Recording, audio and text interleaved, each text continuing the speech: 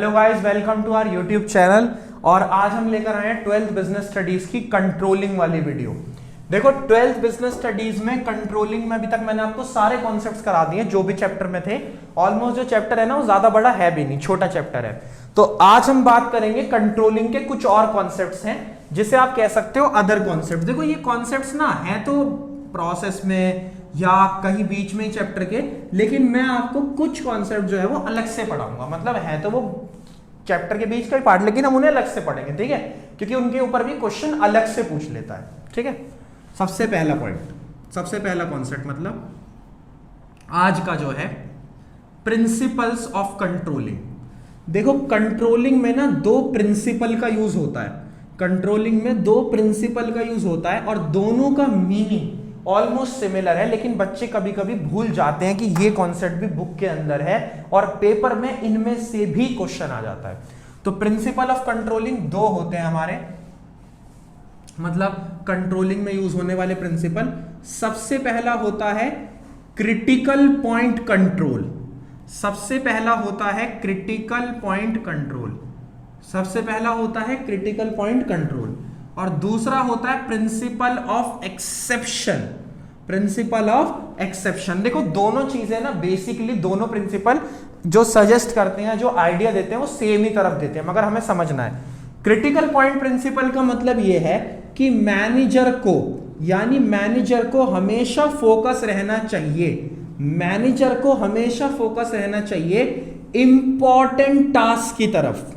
Important task का मतलब क्या है? केवल उसे उन्हीं चीजों पर ध्यान रखना चाहिए जो ऑर्गेनाइजेशन के लिए इंपॉर्टेंट है, ऑर्गेनाइजेशन के लिए जरूरी है। तो हमेशा मैनेजर को इंपॉर्टेंट टास्क पर ही फोकस रखना चाहिए, यह कहता है principle of critical point control.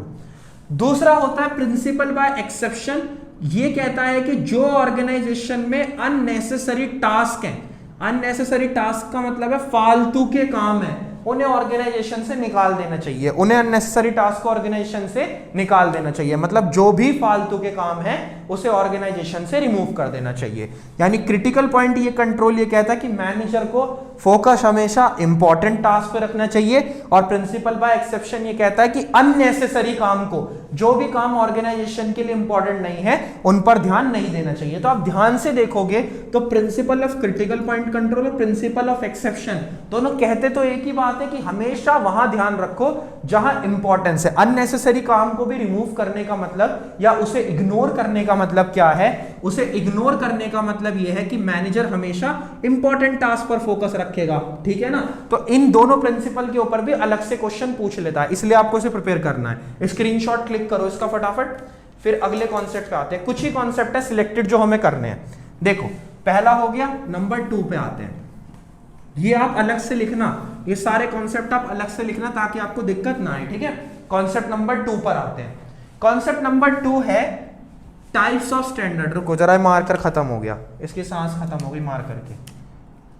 देखो types of standard, types of standards. Types of standards का मतलब है, क्या नाम है, ऑर्गेनाइजेशन में गोल। स्टैंडर्ड का मतलब होता है गोल। देखो हर ऑर्गेनाइजेशन दो तरह के गोल बनाती है, ये कॉन्सेप्ट नंबर 2 है। टाइप्स ऑफ स्टैंडर्ड में हर ऑर्गेनाइजेशन दो तरह के गोल बनाती है। एक तो बनाती है क्वालिटेटिव, एक बनाती है क्वालिटेटिव और एक बनाती है क्वांटिटेटिव। एक कौन सी बनाती है? क्वांटिटेटिव। तो एक बनाती है क्वालिटेटिव गोल्स और एक बनाती है क्वांटिटेटिव गोल्स। क्वालिटेटिव का मतलब क्या होता है? विच इज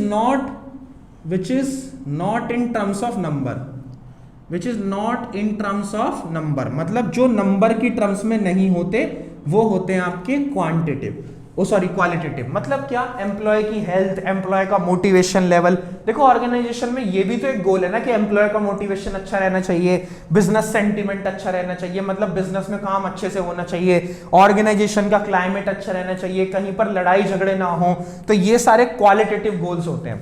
क्वांटिटेटिव गोल्स क्या होते हैं? Which is in terms of numbers. इसका जस्ट उल्टा है, which is in terms of number. जो किसकी टर्म्स में है? नंबर्स की। Which is in terms of आएगा नंबर्स। इसका मतलब क्या है? जो नंबर्स में होते हैं। जैसे ऑर्गेनाइजेशन को 200 यूनिट बनानी है पर डे, ये गोल है। ऑर्गेनाइजेशन 200 यूनिट बनाएगी, ऑर्गेनाइजेशन 400 यूनिट बनाएगी।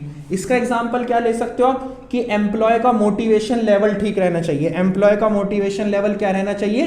ठीक रहना चाहिए। सही है, मतलब कि जो गोल्स ऑर्गेनाइजेशन नंबर की टर्म्स में बनाती है वो तो क्वांटिटेटिव होते हैं, और जो नंबर की टर्म्स में नहीं बनाती वो क्वालिटेटिव होते हैं। ठीक है, दूसरा कॉन्सेप्ट ये था। स्क्रीनशॉट क्लिक करो आप इसका फटाफट।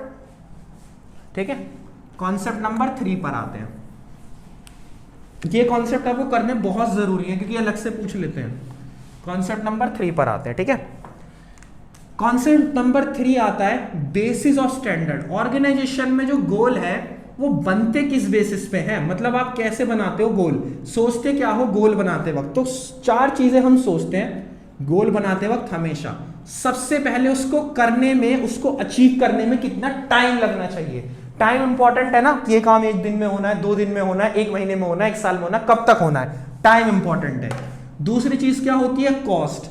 कॉस्ट मतलब क्या? पैसा। पैसा कितना लगना चाहिए। कॉस्ट ज्यादा होगी तो गलत है, कम होगी तो गलत है, तो कॉस्ट भी मैटर करती है। तीसरा आता है आपका क्या नाम है? क्वालिटी।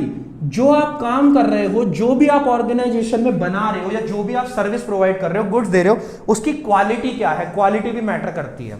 फिर आती है क्वांटिटी। क्वांटिटी मतलब क्या? कितना बनाना है। एक दिन में 100 यूनिट बनानी है, 200 बनानी है, 400 बनानी है। इसका मतलब क्या है? टाइम, कॉस्ट, क्वालिटी और क्वांटिटी, ये 4 चीजें डिसाइड करती हैं कि ऑर्गेनाइजेशन का स्टैंडर्ड बनाने का बेसिस क्या है। टाइम से पता लगता है कि टाइम कितना रखना है, कॉस्ट से पता लगता है कॉस्ट कितनी रखनी है, क्वालिटी से पता लगता है कि क्वालिटी कितनी रखनी है, क्वांटिटी से पता लगता है कि कितनी क्वांटिटी ऑर्गेनाइजेशन में रखनी है। ठीक है, मतलब कितना बनाना है एक दिन में प्रोडक्शन। फोर्थ आते हैं कि जो स्टैंडर्ड्स है उसके अलावा एक मैंने आपको भी प्रिंसिपल पढ़ाए थे, तो वहां पर एक कॉन्सेप्ट आता है बेनिफिट्स ऑफ प्रिंसिपल।